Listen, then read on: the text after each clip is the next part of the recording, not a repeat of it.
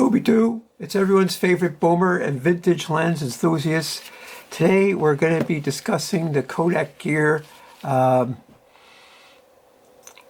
to 200, 210. But I don't have one. I had it in 2009 and I upgraded to a different lens and I got rid of it. I'm having as a stand-in this CANON 18 to 200.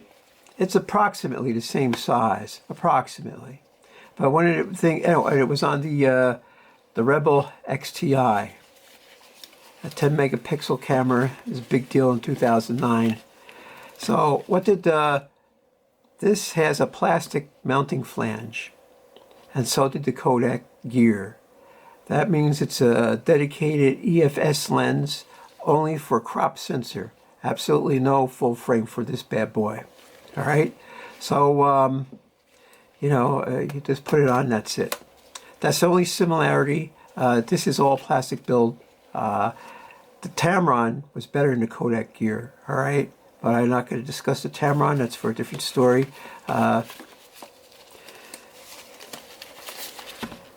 like this camera in the day because it had a rather large LCD screen, had all these cool buttons.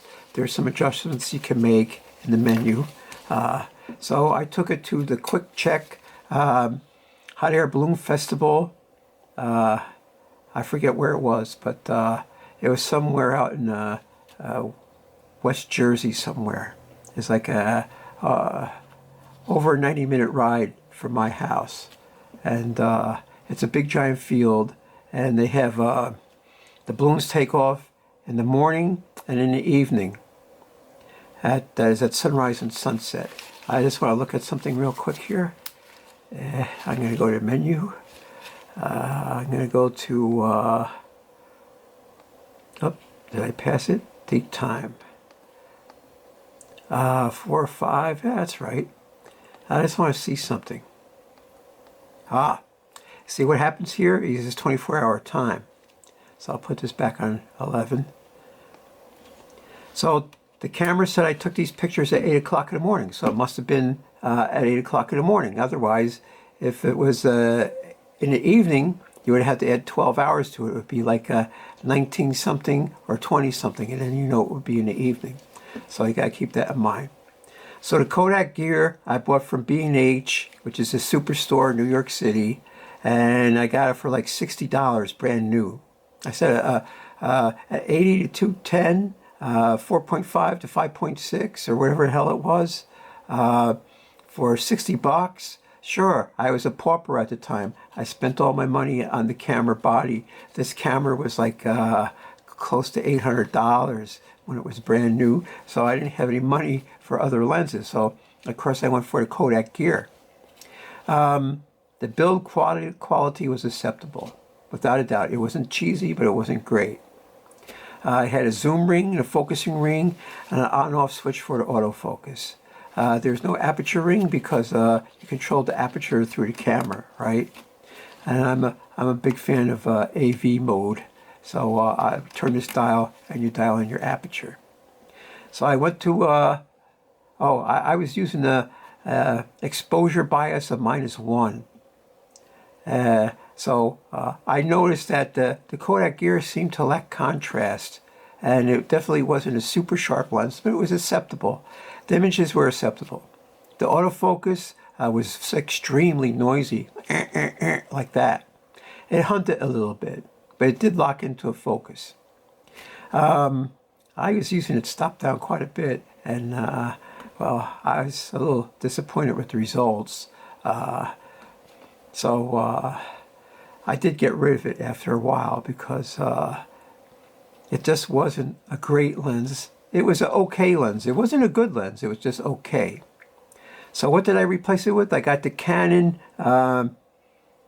75 to 300 f4 f5.6, and people say that's a crappy lens. But I'm going to do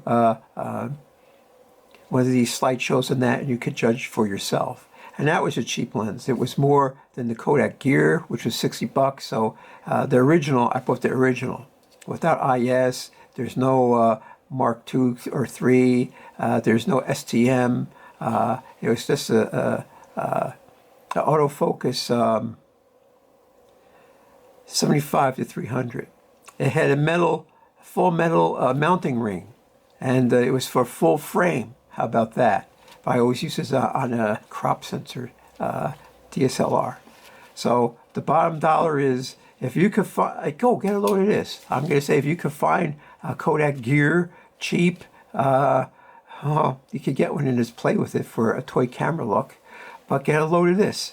The original price was $60. I still see them for like $40, $50. I mean, I don't know. You would think you get it for like 10 or 20 bucks and you don't mind playing with it and then toss it or give it away to somebody after you did your thing with it. It was good with a flash. That is things that were within the range of the flash. It was good for a flash. You want to stop down to f8, 11, or 16, definitely, or more. It favored the infinity target, but it was useful at the close focusing distance. It didn't focus that close, but it did focus close. I guess, 5 feet or 6 feet or something like that. What do you want? It was a $60 lens. It was made in China. The Kodak Gear, Kodak just, they licensed her name. And it came in all different mounts. You could get in the Canon EF mount, the Nikon F mount. At the time, you could get a Minolta mount. I think you get the Pentax K mount also. So whatever flavor camera you're in, you could pick up one of these cheap-ass lenses. And it was better than no lens at all. If you're on a budget and you wanted a lens, it was a good lens to take snapshots. The family, the kids, going on vacation. Oh yeah, you couldn't zoom up, crop for some detail in the center or edge, and you couldn't enlarge to 16 by 20.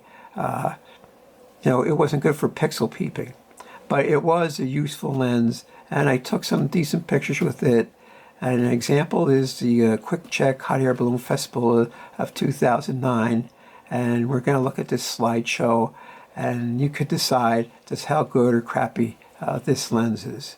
Now there's this disclaimer where I did an auto color correct in almost all of these, and it made it look colorful and sort of fun to look at. But if you look at the fine detail, auto correct color doesn't do anything for fine detail. That's for sure. So let's jump into the slideshow, and you can decide for yourself what to think. Kodak Gear 80 to 210 is a 4.5 to 6.3, I believe. The model shown is probably for a Nikon F mount, because the Canon EFS didn't have a aperture ring. It was controlled by the camera. So I like to go to balloon festivals, so I haven't been one in a while. And I went there with only, I went there with 2 cameras. I went there with the XTi, which had the Kodak Gear 80 to 210 on it. And I also took the Canon XT, which had the kit lens on it, the 17 to 55. It was sort of early morning, somewhat overcast. It may look like rain, but it didn't rain. And there's a whole bunch of people there. A whole bunch of people. It was crowded. I went with a woman who I was hoping to be my girlfriend, but it wasn't working out for some reason. So, but we had a good time. The balloons are all inflated at one end of the field, and some go up sooner than the others. And there's a whole bunch of different balloons, and this is from, I'm doing this in 2025, so you're talking about 16 years ago. Some of these balloons probably don't exist anymore. But if you notice, there must be a lot of people who have hot air balloons. What does that tell you? That you could go to a festival and see dozens and dozens of different types of balloons. Now some of them are sponsored, I guess, to cut down on their costs. They have some company gives them a banner, and for some valuable consideration, they put the banner on their balloon. I guess some companies actually make their own balloon, so there's that. But it's real interesting to see all the people milling around and the balloons going up. And those flames that shoot into the bag, they make a giant whooshing noise. So they go whoosh. So it's like noisy and chaotic, people milling around, and it's just a cool place to go. Of course, it costs some big bucks. If you want to bring your spouse and some kids with you, it's going to cost you some big bucks, without a doubt. Now, some balloons, they give you rides, and they're hundreds and hundreds of dollars per person per ride. And what they do is they go up and they have a chaser car follow them, and then wherever the balloon comes down, that's where you come down. And then the chaser car, picks you up. Although they have a crew, knocks all the hot air out of the balloon, and then they pack it up. And it's hot. I took a hot air balloon ride once, many, many years ago. I think it cost $350 back then. And the basket only came up to my knees. And my head was like 6 inches away from that damn flame. So anytime the guy pulled a lever that made the flame shoot up, I thought my hair was going to catch on fire. But, to do once, it's pretty fun. I would think so. And then the balloons all have different colors. They're juxtapositioned with other balloons and ground effects. And you got the clouds. There were these really weird clouds that morning. Yeah, they were weird. And it was like spoofing the camera and lens. It was like exposing for the clouds, and the balloons were dark, so I had to post-process a lot of these pictures. Kodak Gear. Oh, it was cheap. What do you want for 60 bucks? But it was built rugged enough that I didn't think it was going to fall apart on me.